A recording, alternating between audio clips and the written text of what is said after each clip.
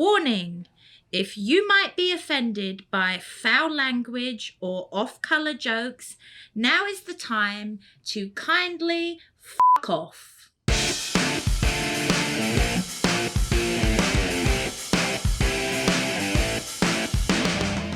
Hello and welcome back to another episode of the Londoner Calling podcast. I am Ben Drabick, joined as always by my lovely co-host, Barry Tate. Barry? And I am lovely. Yes, that's the only thing we're going to agree on today. Yeah? That's the only thing. I think we might have some more stuff to agree on. We're gonna break down the Euros tournament. We know last episode was a little more Copa America heavy, so this time we're going to shift over with the Euros starting on Friday. Germany, Scotland kicking it off. We're going to go group by group, give you who we think is going to advance out of each group, give you our potential winners, potential dark horses, stuff like that. We will also touch a little bit on Copa America as that's coming up here. There's been some friendlies being played. Not a great time to be an American if you watched that Colombia game. But luckily for us, it gets so much easier. We have Brazil tonight. So yeah, no worries, right? The line is apparently Brazil's only favored by like 2 goals, and I'm like, is that for the first 20 minutes? I was like, if we only lose, but because I saw the lineup Brazil's supposed to put out, it's Vini, Rodrigo, Bruno Guimaraes, Marquinhos, Danilo at right back. There's some players being rested. I know Martinelli and Gabriel for Arsenal played in the previous friendly, so they won't play. At least won't start today, most likely. But yeah, no, the lineup they're rolling out. If you're going to get the games and get beat 5-1 and God knows what else, do it before the Copa. Well, that's the thing too. Is you think like to win the Copa, we would have to beat Brazil most likely. Yeah. So why not get a taste of this? It's very. I'd let them win 10-1, so that when you play them again, and then you know what? We're going to recreate. I just decided this now. I love this. We're going to recreate the miracle on ice on the pitch. We're going to go like we lost. We lost to the Soviets in a friendly 10-1 in the game in the friendly. They're supporting your team. We'll go watch Brazil. We'll go watch get crushed by Brazil in the friendly, and then we'll pull the upset of upsets in the miracle in the actual tournament. I'm delusional and hopeful, but we're grateful. So you delusional and hopeful enough to put money on it? No. There you go. I don't make enough money to put money to put money on delusional things. I've wasted enough money on stupid shit already, trust me. All right, but let's get into the Euros. So I want to start with Group A because that's where we're starting Friday, and we're going to kind of go through each group. I want to get your top 2 teams. I'll discuss my top 2 teams, and then we can go from there. My top 2 teams are England and England. Well, I meant per group. Even in that group, I don't give a fuck. England. That's all we got to say is England. There you go. Okay, well, let's start with Group A where England's not playing in that group just yet. It's Scotland, Germany, Hungary, and Switzerland. Obviously, Germany's going to be the main favorites to get out of the group. Who are your first and second place teams? Who else? Germany, Scotland, Hungary, and Switzerland. I mean, it's not going to be. I'd like it to be Scotland because I get all the Scottish fans in here. They've got some players. But he was saying they've had a few injuries. And I think there's a few teams have got that. There's a lot of Netherlands. Yeah. I mean, Poland, we're missing Lewandowski for the first game at least. Then they're trying to rush him back for the second. Everyone's dealing with injuries. Lewandowski. Oh, like he makes a fucking difference. He's literally the best player on Poland for the last 2 decades. He's also the captain of the national team. Ago. Yeah, well, okay, great, sure, whatever. I'm not even going to debate how good he is. Okay, so obviously Germany, because they're the home team, and they've not been playing that great. It's kind of putting it together. I think, you're going to hate me for this one too. Kai Havertz, leading goal scorer at the Euros. Hear me out. I think that him as Germany's number 9, I think he can make a really big impact. I think that the way he's playing, the confidence he's playing with, he's kind of rediscovered himself at Arsenal. You look at the numbers, they don't deny that. I think he's going to discover yourself, same as playing with yourself. That's different when it comes to you. Well, when it comes to you, you don't mean that in the same way that I mean that. When you say discover, I don't mind discovering myself. I don't want you to play with yourself. We're going to go back. So Scotland, Hungary, and Switzerland. I'm going to say Switzerland second. I think that their midfield and defense is strong. Their attack is weak, which is funny because I think for Scotland it's the opposite. I think it's a strong defense and a weaker midfield and even weaker attack. So it's kind of like the opposite in terms of pyramids. I'm going to go with Germany, but I'm going to go with Scotland just to... I like that. I'm going to go with Switzerland. No love for Hungary for either of us. They only really have Szoboszlai, some other players. To get through. I mean, it would. Switzerland, what the fuck? They sit there looking at their watches. Switzerland had some noise last year as they knocked out France. So they do have a decent track record in this tournament. They're bringing back, obviously, Xhaka as the captain. They've got Akanji. They've got Schär. Take a team serious when all they're known for is their fucking cuckoo. I'm so sorry to all our Swiss listeners for that. We'll move on to Group B. Now, this one is very interesting. This is what I think is the group of death because you're going to have a very good... Italy, Spain, Croatia, and Albania. No disrespect to Albania, but I'm going to put them to the side here. What to get through? I say no disrespect to Albania. I wouldn't even fucking go. Stay home. I mean, waste of money. I tried to be nice. It's not. It's a waste of money. And it is. It's a. But they got Broja. They must have him up front, mustn't they? They do have Broja. Yeah. They have They have a good defender. He used to play for Napoli as well. Would butcher his name, but again, they're not talent loaded. No. But let's get into it here. Spain, Croatia, Italy. Italy, obviously the previous winners. Which two advance? Because Spain and Croatia. You're knocking out Italy. No, fuck Italy. Number one, because they shouldn't have won it last time. Oh, wow. Okay. And number two, I was reading the other day, they said they've got a new team. There's not hardly any from that from before. No, there's not. And they've not played together that much. Unless they found themselves as a team. I'm going to go big here. I'm going to say Spain don't make it out of the group. In a huge upset. I think that ever since the 2010s. So Italy and Croatia? I think Italy and Croatia in that order specifically. I think Italy are very good. I think their track record in this tournament, the experience that some of their players have. You mentioned there's not a lot, but there are still some returning players. Mm-hmm. I know it's not the days of Chiellini and Bonucci anymore. Maybe Bonucci's playing in Turkey. I don't know if he's on the Italy squad, but Jorginho's still there. He's a leader. Who's the one that centre back? Bonucci. He played for Fenerbahce this year, so he'll actually play with Dirty bastard. Yeah, he is. Did you see the final England? I think it was Saka who was breaking away and he just grabbed him? It was Chiellini, not Bonucci, who just yanked him back. My God, how dare he do that to my son? Well, it's not that. That's a sending off. I don't give a fuck. He might not have been the last man, but he was away. It was a yellow. He knew what he was doing. Yeah, there was no debate. Yeah. But either way, I think that Spain are going to underperform. I think they have a lot of youth, which is very exciting. But I think that in these tournaments, you need a little bit more experience to really get through these tough games. And teams like Croatia, who we've seen have terrific runs for the past decade really, and all these are natural. And now you talk about bridesmaid trophy, you might want to put Croatia up there for a couple times, genuinely. But yeah, so I'm gonna go with that. We can move on now to your favorite group. This one does feature England. Group C. It'll be Slovenia, Denmark, Serbia, and England. England far and away the favorites there. Do you know what? Whenever I see England, I never feel confident with any of the teams we're looking at.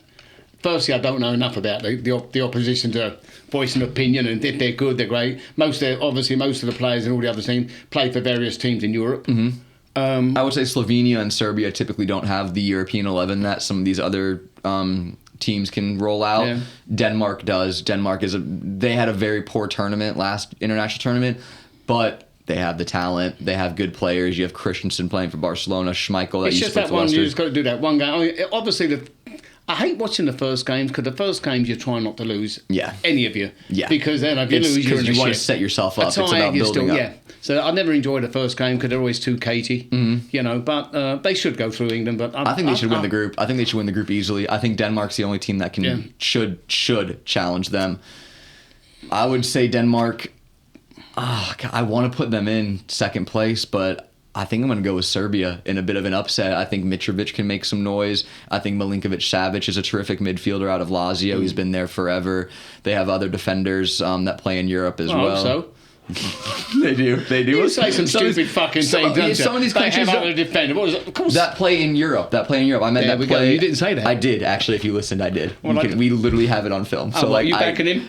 Rewind that. Yeah, my producer can easily rewind and find that. Anyway, he was there. But I'm going to say Serbia sneak into second place there, and Denmark. And my two early upsets to knock out are Denmark and Spain. I'm not going to have too much of an opinion on the Euros in respect of I don't watch the team. I mean, you do it for a living. I really don't. Yeah. I mean, I barely watch the EPL. Well, I just want to know what your feelings are about these teams and countries, and you've seen plenty more Euros than I have, so you know track record and experience and who are names more in these tournaments. And certain teams just turn up in. I mean, even like Croatia, Italy, the likes of Italy, they turn up in the tournaments. That's what I'm thinking too. And it is that you need that experience. Yeah. All right, another very tough group here: Poland, Netherlands, Austria, and France. And I don't want to sleep on Austria. Austria has some talent.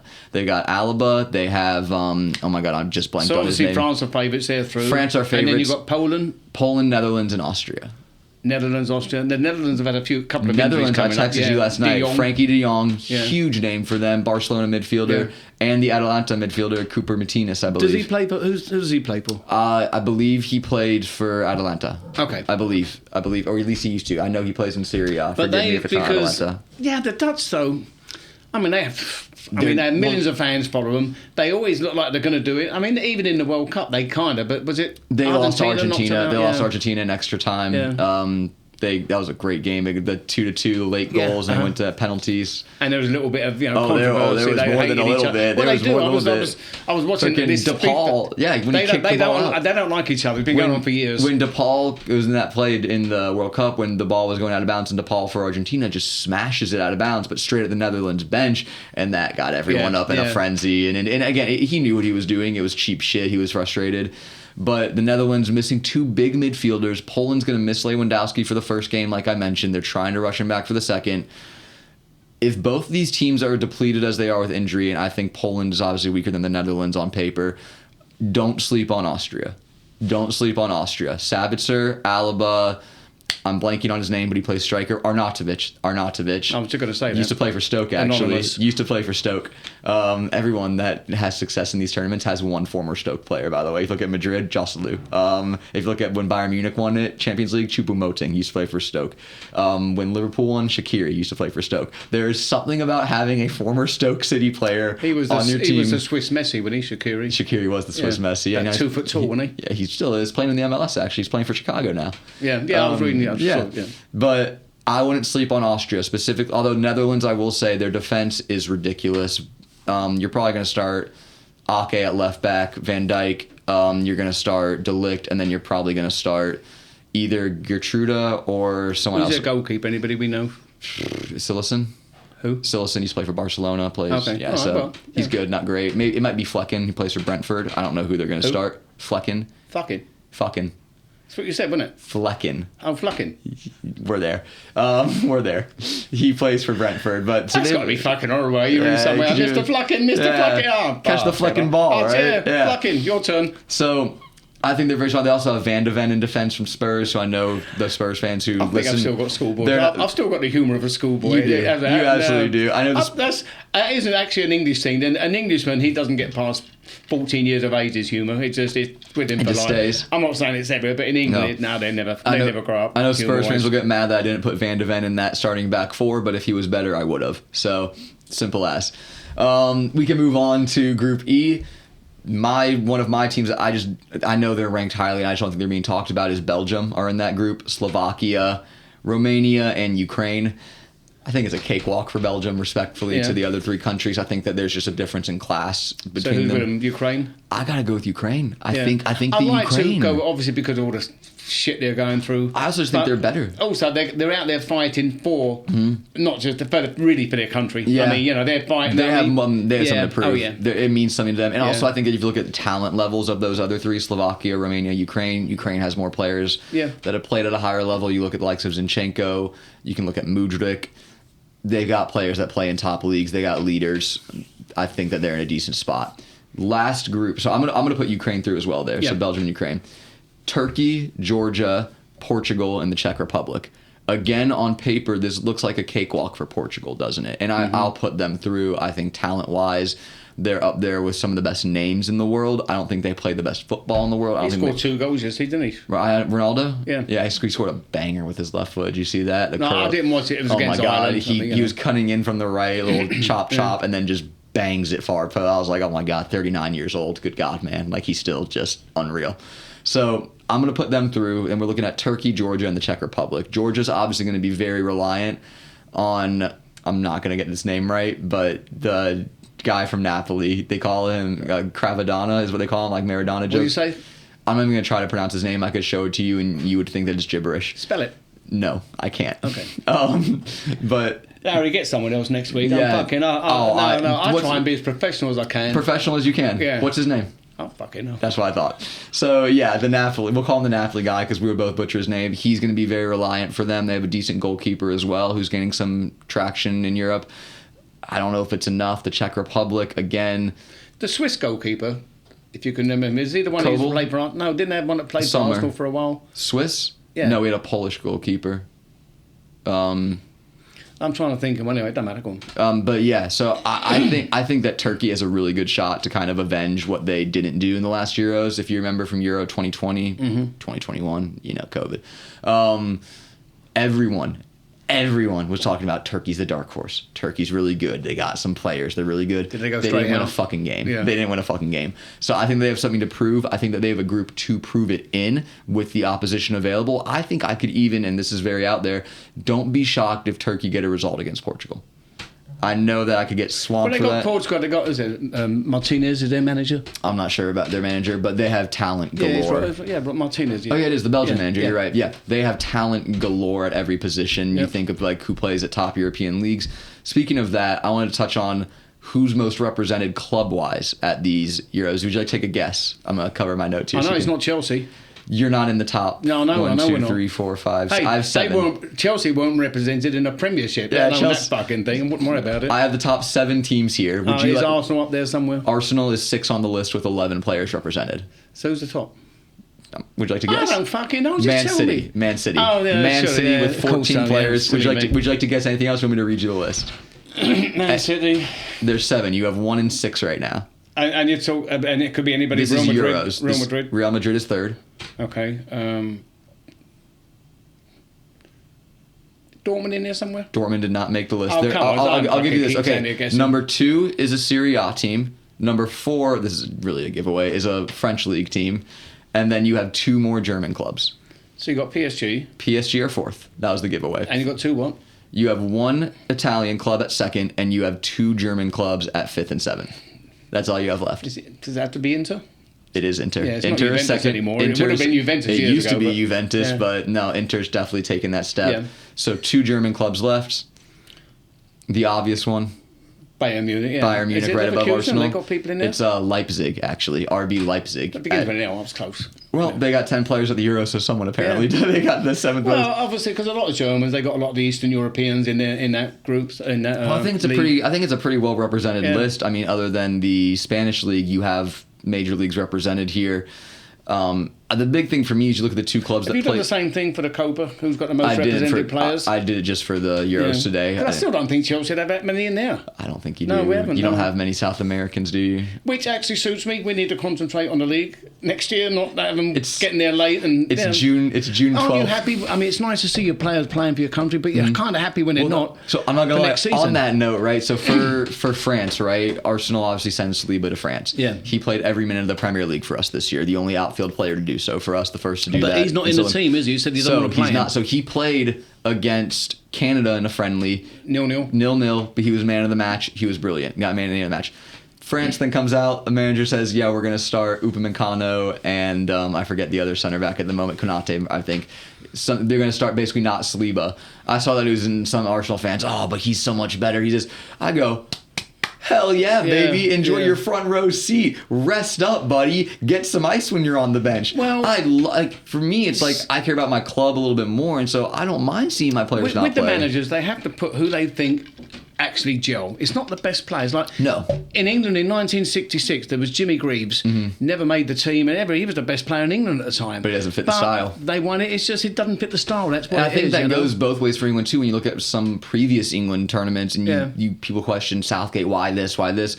One big name that I will mention is Maguire. I felt that he, ever since he moved to Man United, became a media scapegoat, if you will. I think he got way more shit than he ever deserved. And I really look. I know people can send me probably 10-minute videos of him fucking up for Man United, but I don't think he's as bad of a player as he's been made out to be. So. Again, you always wondered, oh, but everyone says, oh, he's shit, but Southgate, he was the first name on the team sheet. And when he played for England, god damn, was he good. Yeah. No. So I think that there's definitely a case in point of you're not always going to roll out your most talented 11. And, I mean, case in point, how about Cristiano Ronaldo getting benched by Portugal last tournament, right?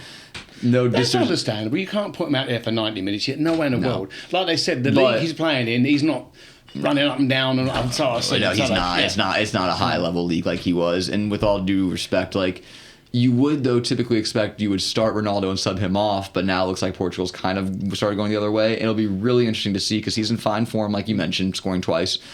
It'll be really interesting to see how they use him in this tournament, whether it be a starter or as a Have super you got sub. in your head who you think's going to win it? Yeah. You've gone for France, didn't you? It's I too fucking obvious. knew it. It's too obvious. It's too obvious. I mean, if you look at just experience in these international tournaments, success in recent tournaments, and talent top to bottom. I can't say his name. N'Golo Kante. Yeah, they he brought played him for back. your club. What do you mean you can't say his name? But he's out playing in Saudi Arabia now. Yeah, he is. It shows they're having, they just can't. I mean, he's a hard player to replace. Well, I mean, the thing for him is, I think he only went to Saudi Arabia for the money. The talent's obviously still there. I think he could have played in Europe a little bit longer. I've been waiting for you to say the phrase, it's a close call. Close call. Okay. I thought you might use that in some game or something, but you haven't, because I was ready to jump in talking about close call. Okay, so I'll say it's a close call for me between France and England for who I think wins the tournament. Talking about close call. There we go. Well played. I was talking to someone that when I'm behind the bar and when you're behind the bar, you're talking to people, you don't know their politics, you don't know whether straight, gay, whatever, Yeah. I'll tell you another thing when you're behind the bar, and I hate to see this. I've had my bartenders do it. Sometimes you'll get two girls come in, one's pretty, one's not so pretty. Yeah. And the bartender leans on there and he's focusing on the pretty one and completely ignoring the other one. I'll say, no, don't ever fucking do that. Yeah. If I'm going to flirt with people, and I flirt, it's just how it is, talk behind the bar. I flirt with them all because you have to.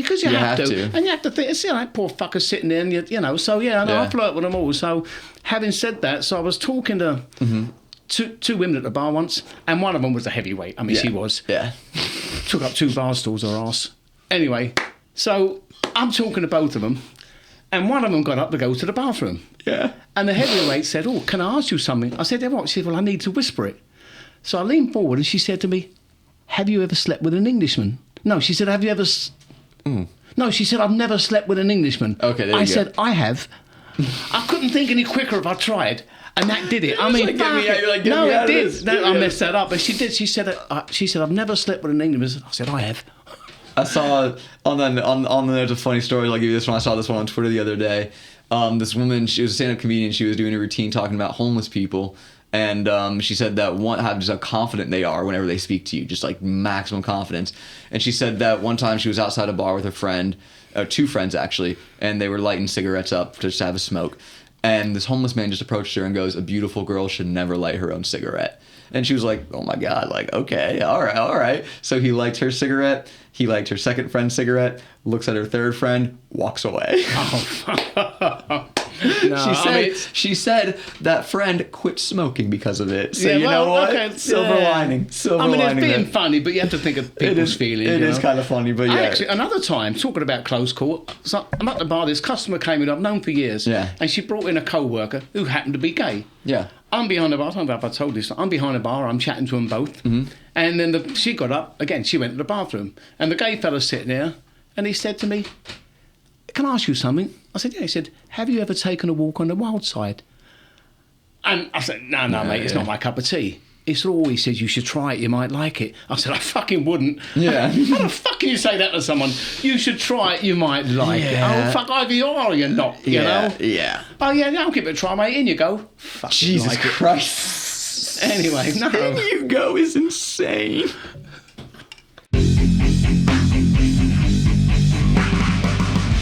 Do you have a team that you think is going to win the tournament? Is it coming home?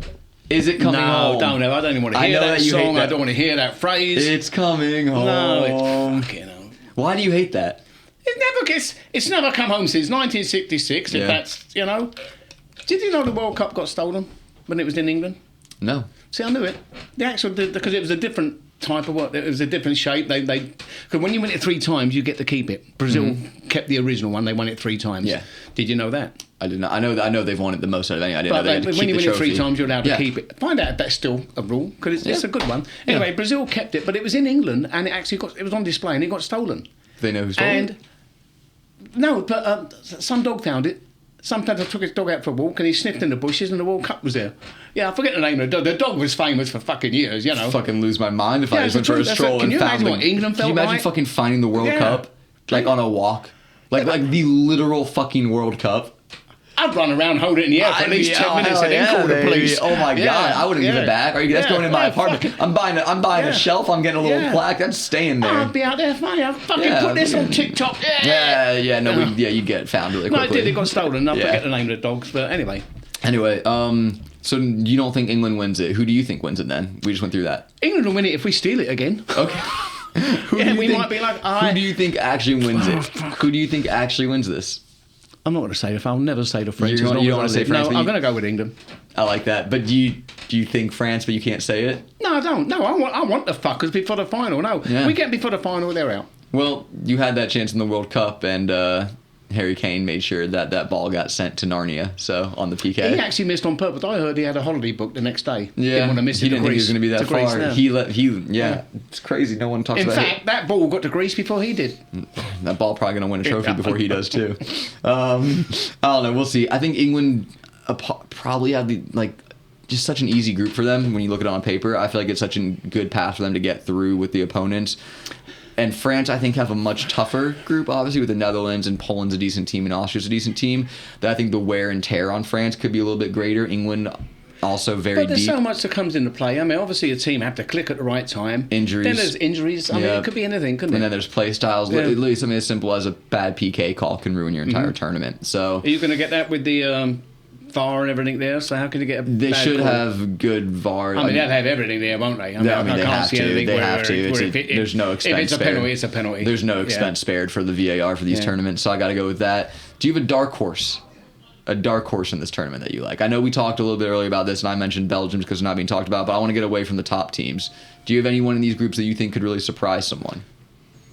I'll go with Portugal. Portugal? Yeah. I like that. They've I can got see some them decent making- players there. So, Yeah, you know. I mean, they've won the Euros with Ronaldo before. Yeah. They've got the experience.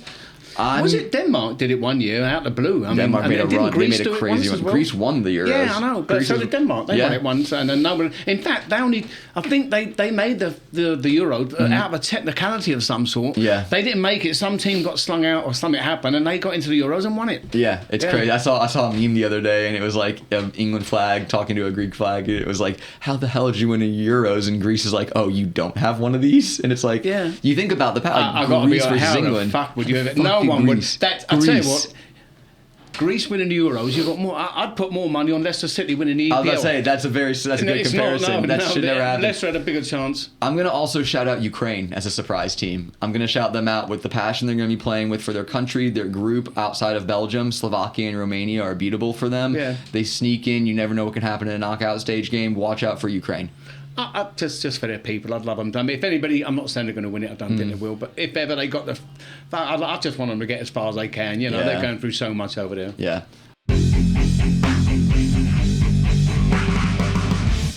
All right, Barry, I do want to transition back. I know we are out of the Premier League season, but there was a big piece of Premier League news that Chelsea came was across out the of other it day. all last season. You were out of it by We were November out of of it, last. yeah. You were out by September. Let's be real. Yeah.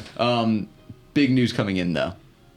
Eric Ten Hag. Not only is he staying, they're giving him a new contract, Yeah. which I get. If you're going to keep him, you're going to give him a new contract because you want him to Well, coach on an before we expiring came on, as we contract. said, you know, if they were going to get rid of him, you had to get rid of him straight after the game or within a week. It was too late to get rid of him, so you knew it was going to be that way. And I'm You know? pulling out my phone because I do want to bring up a tweet that I saw from a Man United fan that I thought was very, very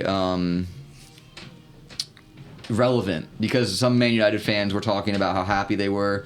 Here's this: 8th place, negative goal difference, 21 losses, most ever for a Man United team, by the way.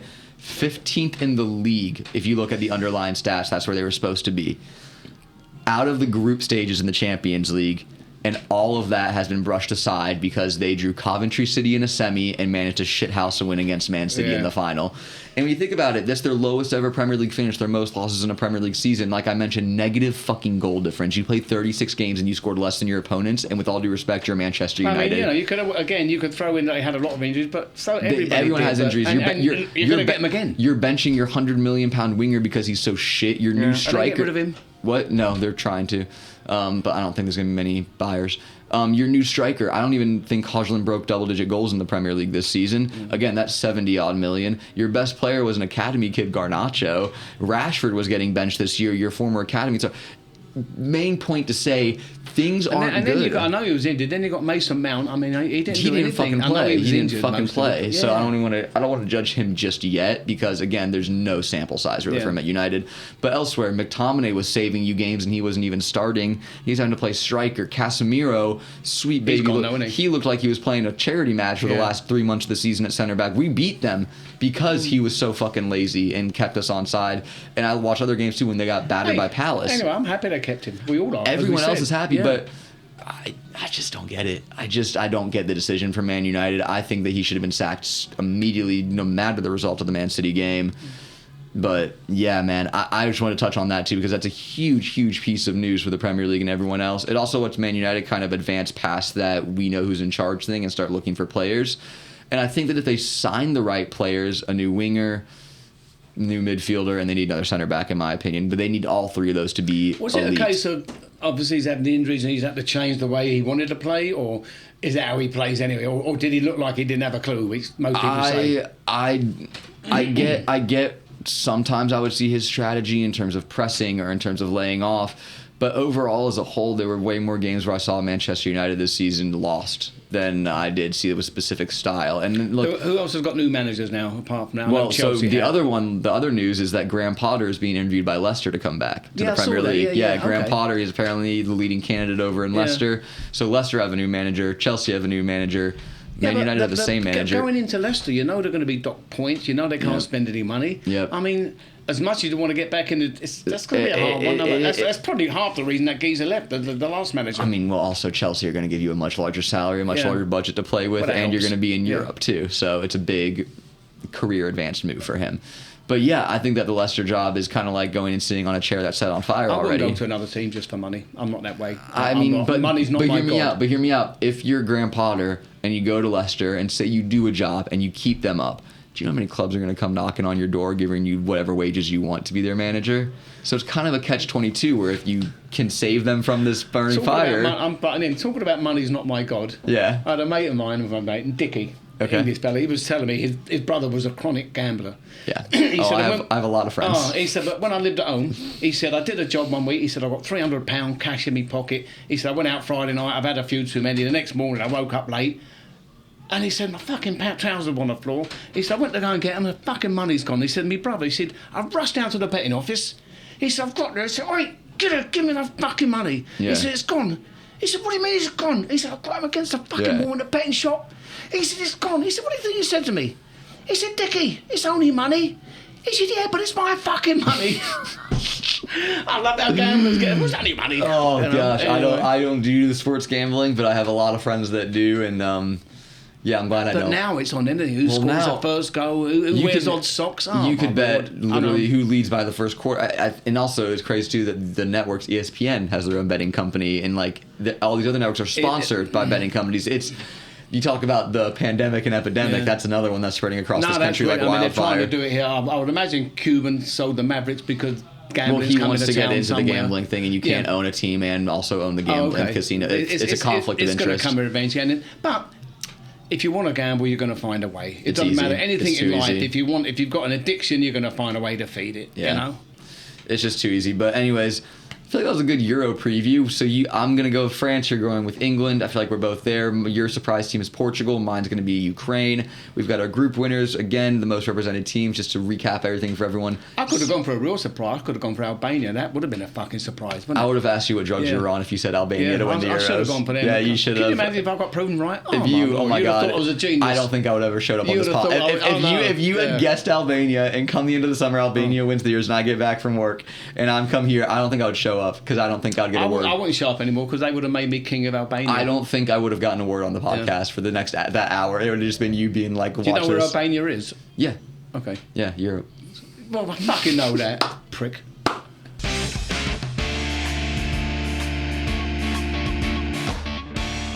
All right, so let's get back into our. We gotta wrap this, Barry, and we gotta go Wanker of the week.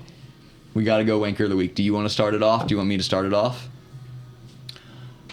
Oh, fucking hell. Well, I was going to go for the American team. Yeah. Wankers, because you can lose, but not 5-1. I was going to go for Greg Berhalter myself personally. I was going to go for Greg. I think they weren't particularly blaming him. The players did. The players can only do. They gave the ball away a lot. They made mistakes. They did. They did. But I think that these players are also just maxed out with what he can do for them as a coach. I think that the dressing room is in a great place. Then they're talking about Jesse Marsh. Well, you know who's coaching now? He's Canada's coach. And you know what he just did? He went and drew France, the number one team in the world, arguably. He went to France and got a 0-0 draw. And I know it was against their backups, but meanwhile, we're over here getting dumped 5-1 by Colombia. Who plays who at the moment? No one's going to go in there full. But it was the same with England and Iceland. Obviously, we fucking lost 1-0. Yeah. But, you're not going to fly into attack and do some of the things with the Euros coming up. So it's a bit, It's a bit not, touch and go, but it's more of a 50, it's one thing for Marsh, who's just now starting with Canada, to go draw France this early in his career, no matter what version of the team they roll out. Just do what the women's team done. Go and get a fucking good coach, pay him. And, obviously you haven't, to a degree, obviously you haven't got the talented players but you've got enough to play in Europe that can put it together. Yes. I've seen teams with less do more than what America has right now. I've seen teams that have less than talent than America does right now go do more in tournaments. I mean, it's like the women's, they put in a 15, get underage kids, throw them in, who gives a fuck? Yeah. Hey, talking about underage. Oh, God, Jesus. Okay, hell of an intro. In England, okay, years ago, I think they got picture ID in England now. They never used to. There was no picture ID. Yeah. So you had to be 18 to drink, get in a pub. Yeah. And you could take your brother's birth certificate or it was driving license. Didn't have no picture, and a lot of people did. But none of them ever. If you could walk and breathe in England, they'd fucking serve you. We were when I was 15, we used to play in a fish and chip shop. They had a pinball machine. Mm-hmm. So that's where we all used to meet. There was no malls and what have you. It's a fish and chip shop. We're all on the pinball machine. One day, these 3 girls come in from the next borough, Camden Town. So they come in and we're talking to them, and we arranged to go out on a date with me and the 2 mates with these 3 girls. We're only 15. So we thought we'd take them to a posh restaurant, Yeah, so we go to a place, and it was like an Italian restaurant, Luigi's, and it was about 10 levels below the Olive Garden. That's how good it was. Holes in the tablecloth, but we think we're going fucking big time. You're like, we get the suits on. So we get there. We order spaghetti 6 times, because that's what we fucking knew anyway. We ordered spaghetti 6 times, and then a waiter said to us, hey, would you like to have a look at the wine list? Well, my mate Jerry obviously had been in a fancy restaurant before and was a fucking expert. In fact, he was sommelier, according to him. Okay? So the waiter says, would you like to have a wine list? He said, no, mate, it's okay, I know what you want. He said, we'll have a bottle of carafe. Oh, no. That's what he fucking ordered. I mean, thinking that's... what is that? Anyway, I don't know what that is. What's a bottle of carafe? Huh? What's a bottle of carafe? You get a carafe, the jug they pour it in when they do a carafe of wine. You just said a bottle of it. Yeah, a bottle of carafe. That's what I'm saying. Yeah. Oh my God. He'd heard the name. He must have been out with his mum and dad. Will have a carafe, and so he ordered a bottle of carafe. Yeah. Yeah. What did the waiter say? You learned it, hey? What did they say? He went away and he said, sure. We got it. I mean, we didn't give a fuck what it was in, It's alcohol, I'm sure he went in the kitchen, and dropped his false Italian accent and said, "Oh, you'll never fucking guess what this geezer's ordered." Yeah, he goes into his Cockney accent. Love that. Anyway, there you go. Do you have a wanker of the week, by the way? I'm going with Greg Berhalter. I'm going to have to go, dude. Yeah. Who's the geezer that runs Man United now? The Ineos, whatever his name is. Oh, Ineos, that company. And then there's Sir Jim Ratcliffe is on the board now as well. It has to be them. It does, doesn't it? I mean, when you give out the statistics that you're giving out there, I'm not saying a man can improve with injuries and that. No, and I think he will improve. To be clear, I think Man United will do better next season than they did this season. I think half the Premier League is going to improve next year. Yeah, so it's not just him. That's the thing too. And I don't. Yeah, I agree. And I was going to go there, but I know it's Wanker. Then you're looking at Everton now. Every fucking wants to buy them, don't they? Yeah, 400 million all bid. These different. Well, I saw this too, so I know we need to wrap. But I do want to touch on that actually, since you brought it up.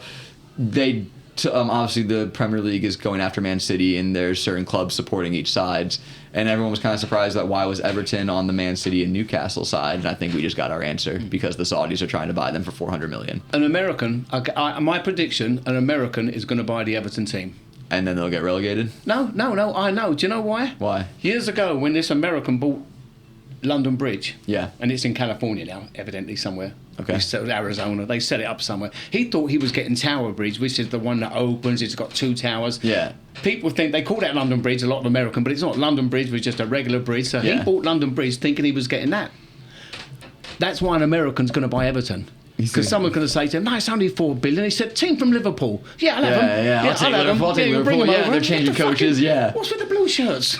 Yeah, and then they're going to see him play. And that's really what's going to happen. Americans going to get it. We'll go with that. All right, well, thank you guys for being here. Another fun Euros episode. Again, Euros start Friday. Germany, Scotland. Get here. Get to the Londoner. All weekend, they're going to be playing all the matches. We're going to be busy. It's going to be good. They're going to be busy. I've got to get the flags up. They got flags. They got T-shirts over here. They got flags. It's going to be packed. It's going to be a party. It's going to be a party. No, it'll be good. All summer. I saw from June 16th to like July 22nd. I mean, like every and the day. Cobras. It's it was Euro, so Copa, we've got the Copa. Euros, and at night time we've Copa. got that. I mean, we'll probably It's a have half dream. hour to clean up between the games. It's a dream. It's a dream. good. It's going to be a good. soccer paradise. Get here, be here, and then guys, thank you again for listening. We're back with another Hey, and episode. if you come in here and you say a certain word, I'll buy you a beer.